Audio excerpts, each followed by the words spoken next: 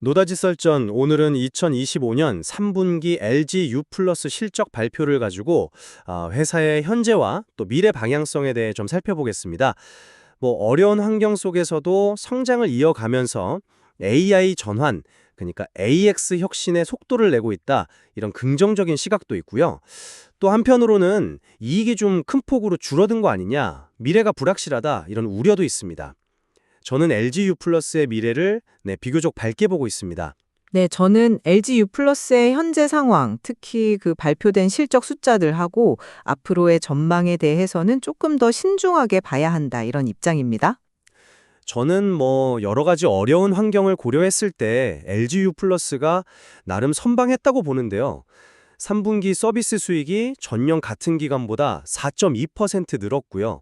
특히 핵심인 무선 사업, 이게 5.2% 성장하면서 2021년 이후로는 가장 높은 성장률을 보였어요. 물론 그 희망퇴직 비용 1,500억 원? 이게 좀 크긴 했죠.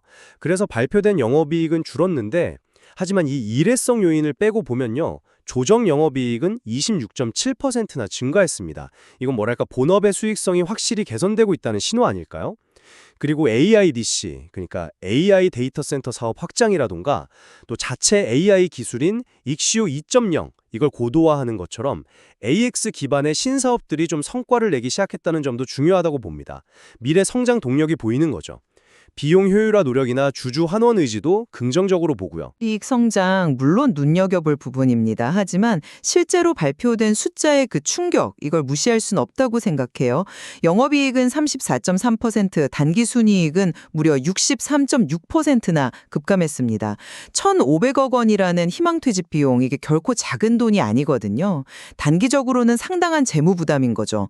게다가 이로 인한 인건비 덜감 효과는 2026년부터 본격화된다고 하니까 당장의 개선은 좀 아니지 않나 싶습니다. 무선 사업 성장, 그건 좋습니다. 그런데 단말기 유통법, 흔히 단통법이라고 하죠. 이게 폐지된 이후에 경쟁 환경은 여전히 좀 불안정하고 마케팅 비용도 실제로 5.2% 늘었어요. AIDC는 성장했지만 솔루션 사업은 줄었고 IPTV 수익도 거의 정체 상태고요. AI 관련 투자가 과연 언제 또 어떻게 실제 수익으로 이어질지는 아직 불확실성이 크다, 저는 그렇게 봅니다. 배당 총액을 유지한 건 다행이지만 실질적인 증액은 2020년 이후라는 점도 주주로서는 좀 아쉬운 부분이죠. 하지만 그 조정 영업이익 26.7% 성장, 이건 핵심 사업의 경쟁력이 여전히 탄탄하다는 걸 보여주는 거라고 생각해요. 그 일회성 비용은 뭐랄까 미래를 위한 투자, 특히 장기적인 비용 구조 효율화를 위한 좀 불가피한 선택이었다, 이렇게 봐야 하지 않을까요? 글쎄요. 그 조정된 수치에 너무 큰 의미를 부여하는 건 좀 경계해야 하지 않나 싶습니다. 실제 회사의 현금 흐름을 보여주는 단기 순이익이 63.6%나 줄었다는 사실, 이건 매우 심각하게 봐야 합니다. 전체 직원의 6%, 한 600명 규모의 희망퇴직으로 얻는 비용 절감 효과가 과연 이 막대한 지출을 상쇄하고 미래 성장을 이끌 만큼 클지, 또 다른 구조조정 가능성은 없을지 좀 의문이 들어요. 미래 투자라고 하기엔 현재의 손실이 너무 커 보이는군요. 무선가입자 같은 경우 직영 MNO 기준으로 5.4%, 또 알뜰폰, MVNO까지 합하면 16.8%나 늘었고 오지 보급률도 81.6%로 상당히 높아졌어요. 이건 안정적인 수익 기반, 캐시카우가 더 탄탄해지고 있다는 뜻이겠죠. 여기에 AIDC 분야에서 그 데이터 센터 구축부터 운영까지 다 책임지는 DBO 사업 수주, 예를 들면 K스퀘어 가산센터 같은 거요. 그리고 파주에 신규 센터 짓는 것처럼 구체적인 성과가 나오고 있다는 점이 중요합니다. 또 그 고객 소통 AI 플랫폼인 익시오 2.0의 성능 개선도 계속 기대가 되고요. AIDC 매출이 14.5% 증가한 건 인상적입니다. 하지만 기업 인프라 부문 전체로 보면 성장률은 1.8%에 불과해요. 특히 스마트홈 부문의 IPTV 수익은 0.4% 감소했고 기업 유선전화 같은 회선 수익도 2.2% 줄었습니다. 그러니까 일부 핵심 사업에서는 정체 내지는 오히려 후퇴하는 신호도 보인다는 거죠. 익시오나 AICC 같은 AI 기술이 B2B, B2C 시장에서 정말 경쟁 우위를 확보하고 의미 있는 수익을 만들어낼 수 있을지는 좀 더 냉정하게 지켜봐야 한다고 생각합니다. 자칫 잘못하면 투자는 투자대로 하고 성과는 미미할 그런 위험도 있으니까요. 미래 전망을 보면 그 단통법 폐지 이후에 한동안 굉장히 치열했던 시장 경쟁이 이제 어느 정도는 좀 안정화 국면에 들어섰다. 이런 분석도 나오고 있습니다. 회사가 비용 효율화하고 DX, 그러니까 디지털 전환에 집중하는 방향 자체는 저는 옳다고 보고요. 배당 총액을 유지하면서 자사주 소각을 같이 하는 거, 이건 주주 가치를 중요하게 생각한다는 아주 명확한 메시지라고 생각합니다.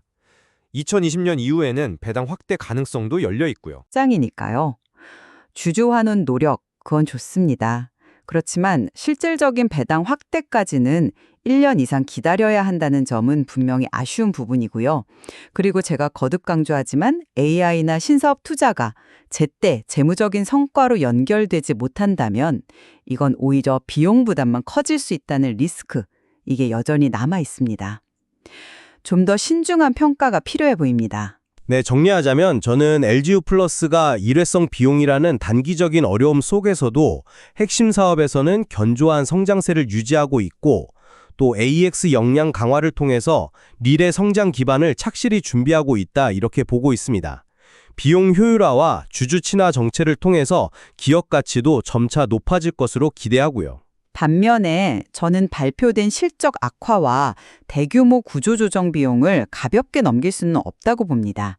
신사업 성과가 구체화되고 수익성이 실질적으로 개선되기까지는 시간이 필요해 보이고요. 경쟁 환경 같은 외부 변수도 여전히 많습니다. 따라서 보다 보수적이고 신중한 시각으로 접근해야 한다는 생각입니다. 네, LGU 플러스가 기존 통신 사업에만 머무르지 않고 AI 중심으로 체질 개선을 시도하고 있다는 점, 이 점은 양쪽 모두 동의하는 것 같습니다. 다만 그 변화의 속도나 성공 가능성, 그리고 그 과실이 언제쯤 가시화될지에 대해서는 오늘 저희처럼 다양한 시각이 존재할 수 있겠네요. 네, 오늘 저희가 나눈 여러 이야기들이 시청자 여러분께서 LGU 플러스의 현재와 미래를 다각도로 이해하시는데 조금이나마 도움이 되었기를 바랍니다.